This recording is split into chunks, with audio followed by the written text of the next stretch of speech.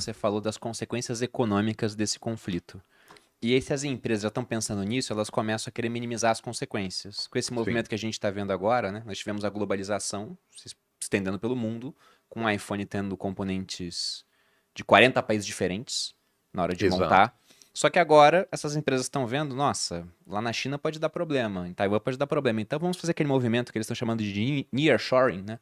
Ou friendly shore, né? Ou seja, colocar em países que eles são amigáveis e são próximos. O México, por exemplo, está se beneficiando muito desse movimento. Apesar de ter um governo que faz absolutamente nada para atrair investimento, assim, o governo não ajuda muito e mesmo assim o México Tá vai bem vindo, economicamente, porque assim. tá vindo.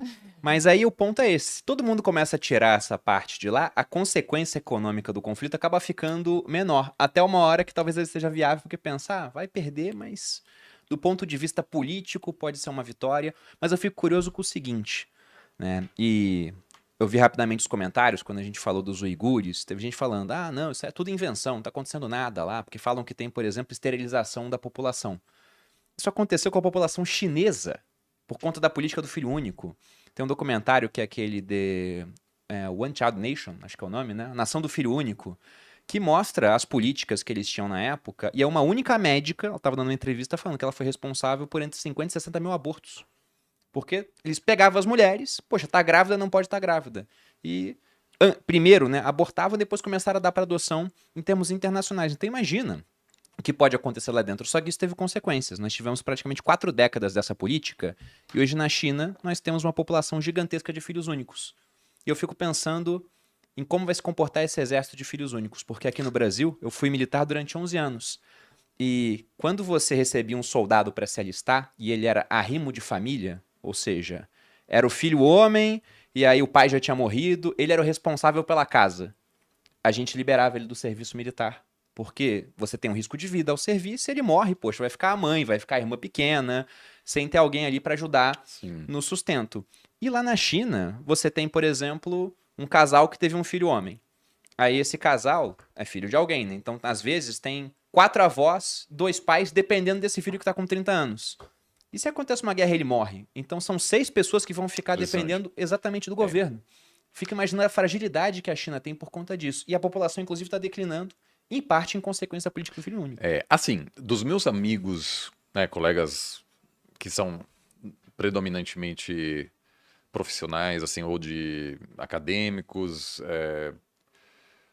ou funcionários de multinacionais, eu perguntei uma vez assim, o que que você faria se houvesse uma Uma guerra. obrigação de se Uhum. alistar? Eu ficar, eu falei, próximo avião para Singapura eu não vou participar. Por quê? Porque é uma sociedade que já tem essas feições de países mais ricos, né? São pessoas que já estão relativamente bem, etc. Não vão querer se arriscar nesse sentido e também dizem, para o meu bem-estar, não é fundamental se a gente controla politicamente Taiwan ou não. Então, assim, é interessante acompanhar o discurso oficial, que é muito agressivo atualmente, muito piorou muito nos últimos anos. Mas, assim, eu também hoje, eu não sei se haveria de fato um apoio da população para esse tipo de coisa, a não ser que o governo chinês realmente tem um plano, como o Putin também tinha. Tanto que os soldados russos que foram inicialmente enviados para a Ucrânia carregavam consigo os uniformes para o desfile de vitória em Kiev, né? Hum. Para anunciar a vitória. Não havia uma expectativa de um confronto Uhum. real. O governo não estava preparado de maneira sistemática para esse confronto, tanto que a população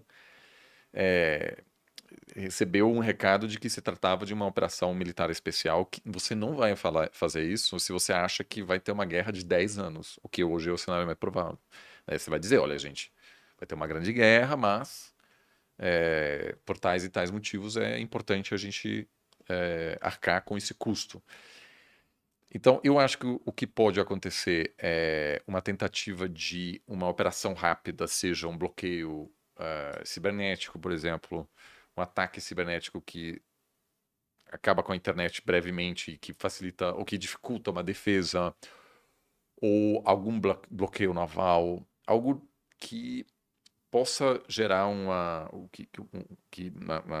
a cabeça das Forças Armadas chinesas leva a uma situação em que Taiwan diz, olha, não queremos conflito, vamos negociar, e aí a China vai conseguir o que quer sem conflito, em função do custo muito, muito alto que um confronto teria, já que é uma região também onde tem muitas outras forças muito perto, então pode haver uma escalação com muita facilidade. O Japão está perto, os Estados Unidos estão perto.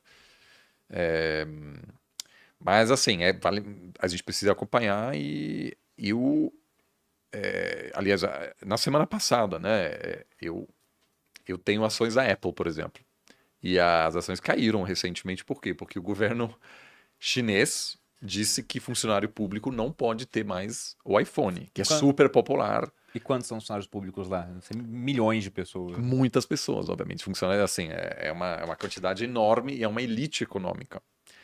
Então, isso aí foi um sinal ruim, assim, o investidor se assustou, porque isso pode ser um primeiro passo para um bloqueio, dizer iPhone não pode mais vender. E aí a Apple vai ter um problema grande, obviamente. Perdeu o mercado de 1,4 bilhão de pessoas. E a Apple tem feito de tudo para tratar bem a China, né? Tentou, assim, foi visto como o país que mais investiu para fomentar as relações com lideranças chinesas, etc. Então, a China dizer, olha, iPhone não dá mais para funcionário público, é um precedente muito preocupante.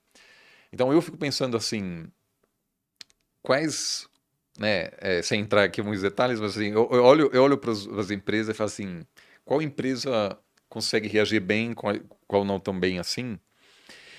E eu acho que muitas dessas multinacionais estão muito expostas. Uma que não está tão exposta assim é, por exemplo, a Alphabet, por exemplo, o Facebook, etc., que não tem nenhuma presença na China, né? Então aí é uma situação um pouco mais confortável, assim. Mas realmente é bom, assim, olhar às vezes para as posições e dizer, e se? Né? De que forma cada parte dos investimentos acaba sendo afetado, assim, por essas crises geopolíticas. E aí